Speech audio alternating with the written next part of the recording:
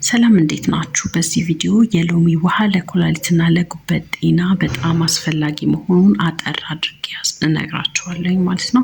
አብራችሁን ቆዩ። የኩላሊት ጠጠርን ይከላከላል። ሎሚ ከፍተኛ መጠን ያለው ሲትሬት ይዟል ማለት ነው። ሲትሬት ደግሞ በሽንት ውስጥ ከካልሲየም ጋር በመሆን ካልሲየም ኦክሳሌት የተባለ ጠጠር ይፈጥራል። ይህ እንዳይሆን ሎሚ ይረዳል ማለት ነው። በተጨማሪም እንግዲህ የሽንት ፒኤችን ከፍ በማድረግ ሌሎች የኩላሊት ጠጠር አይነቶች እንዳይፈጠሩ ይረዳል።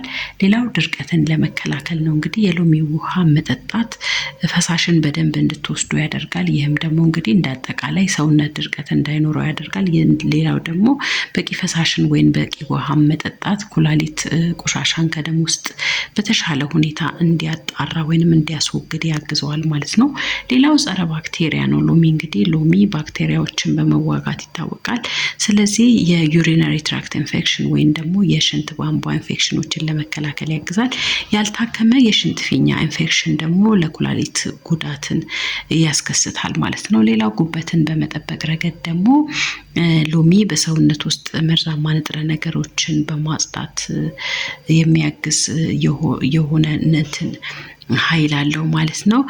እንደገና ደግሞ ቫይታሚን ሲም ደግሞ ኃይለኛ አንቲኦክሲደንት በመሆኑ ጉበትን ከጉዳት ይጠብቃል። ሌላው የሎሚ ውሃ ባይል ወይም ደግሞ ሐሞት እንዲፈጠር ያነሳሳል ማለት ነው በጉበት አማካኝነት። ይህም ደግሞ ሐሞት ጮማ እንዲፈጭ እንደገና ደግሞ ከሰውነት መጥፎ ንጥረ ነገር ወይም መርዛማ ነገሮች እንዲወገዱ ደግሞ በደንብ ያግዛል ማለት ነው። ሌላው ጉበትን ከጉዳት ይከላከላል። በሎሚ ውስጥ የሚገኘው አንቲኦክሲደንትስ የጉበት ሴሎችን ከነፃ ፍሪ ራዲካልስ ከምንላቸው ዳሜጅ ወይም ለመከላከል ያግዛል ማለት ነው።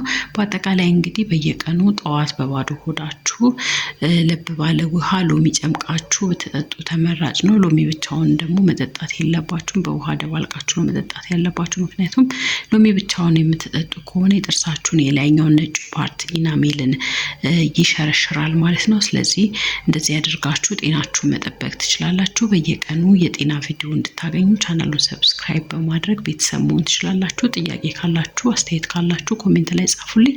በየቀኑ የጤና ቪዲዮ እንለቃለሁኝ። ሰብስክራይብ እያደረጋችሁ እንግዲህ እንዳልኳችሁ ቤተሰብ መሆናችሁን እንዳትረሱ። በቀጣይ ቪዲዮ በሌላ ርዕስ እንገናኛለን። እስከዛው ድረስ ሰላማችሁ ይብዛልኝ። ቻው ቻው።